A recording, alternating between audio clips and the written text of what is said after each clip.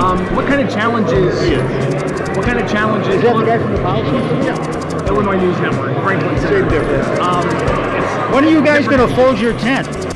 That's former Illinois House Speaker Michael Madigan asking me back in 2017 when I'm going to fold my tent. I started covering the State House back in 2014 on the ground as a new reporter from a nonprofit, and I tell you, I got a lot of pushback from people, including the former Illinois House Speaker, who would regularly, at any event where there might have been a gaggle of press, single me out and, in a way, at least how I interpreted it, kind of being bullied a bit.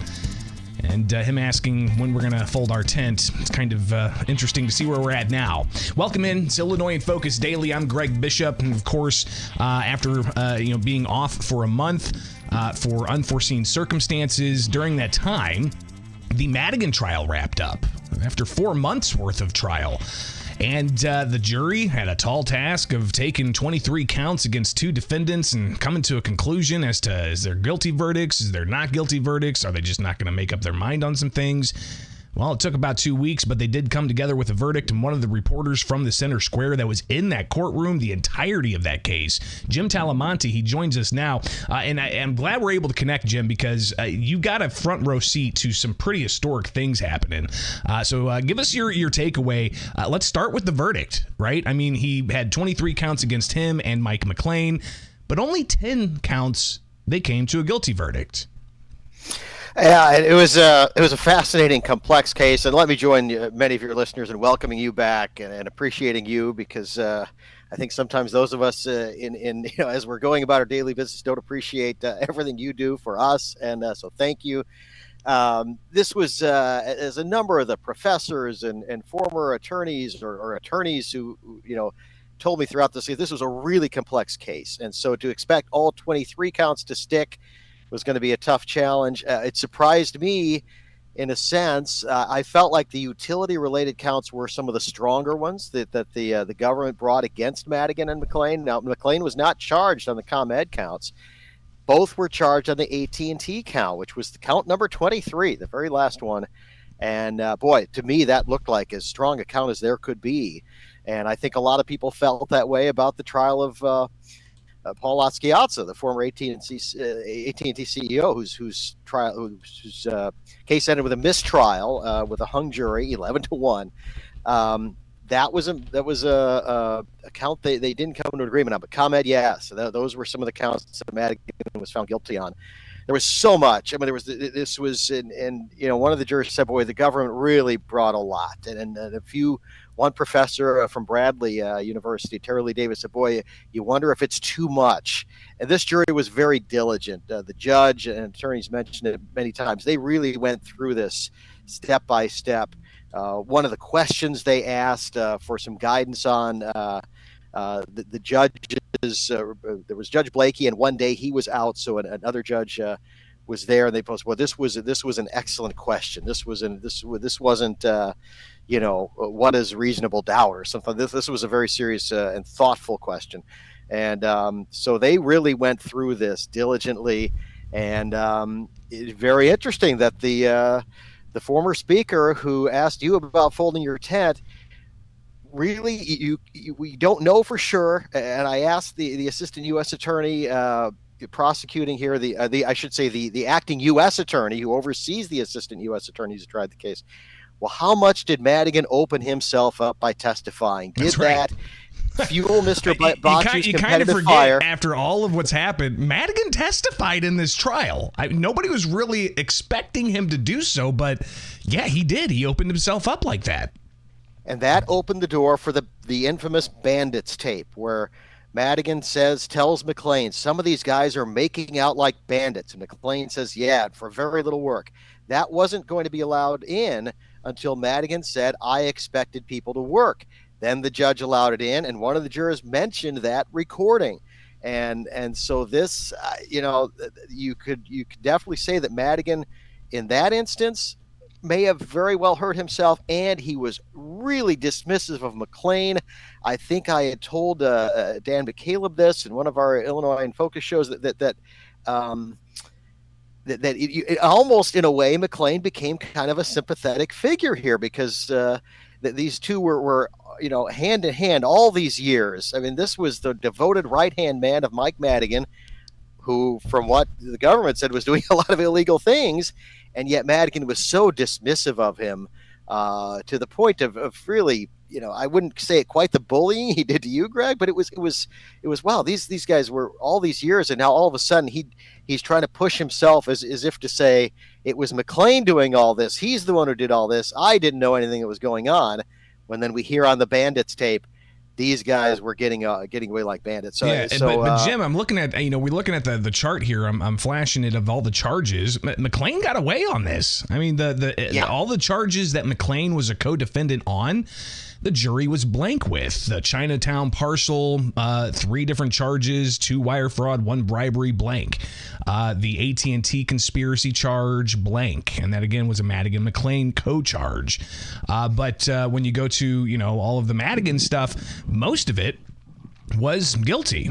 Conspiracy with ComEd, bribery with the ComEd seat was not guilty, but the ComEd payments to Zaleski in 2018, Madigan's guilty on that. So kind of a mixed bag here. But I mean, listen, all of the evidence that was heard, there's no question the jury had a tall order here, especially dealing with what the U.S. Supreme Court recently handed over in a different case about bribery and what constitutes bribery or gratuity.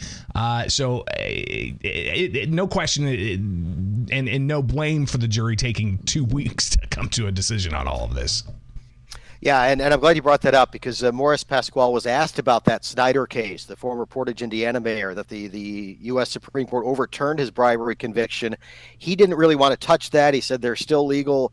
But Amar Bachu, the assistant U.S. attorney who cross-examined Madigan and gave us some of the most dramatic moments of the trial in his final rebuttal argument, Bachu, when the jury wasn't in the room at one point, referred to the halcyon days of when of before that case when we could prosecute these cases more easily. And one of the prosecutors tried George Ryan. Patrick Collins told me this sets a higher bar for the government.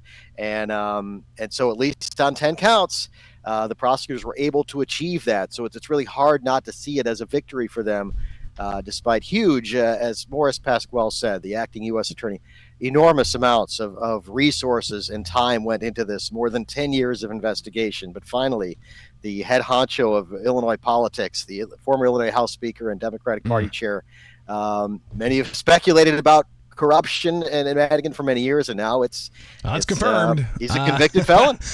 Potentially facing multiple years in prison. Looking at some of these other headlines here, what's the next step for all of this, Jim? Next step is forfeiture, where the court will determine in a bench trial, no jury, this will be on Judge Blakey, determine forfeiture of assets. This will only apply now to Madigan, not McLean, because he wasn't convicted. Now, ultimately, the government could go back and retry the counts that were mistried, but they've already got Madigan on 10 counts, so would they go to that effort again? We don't know.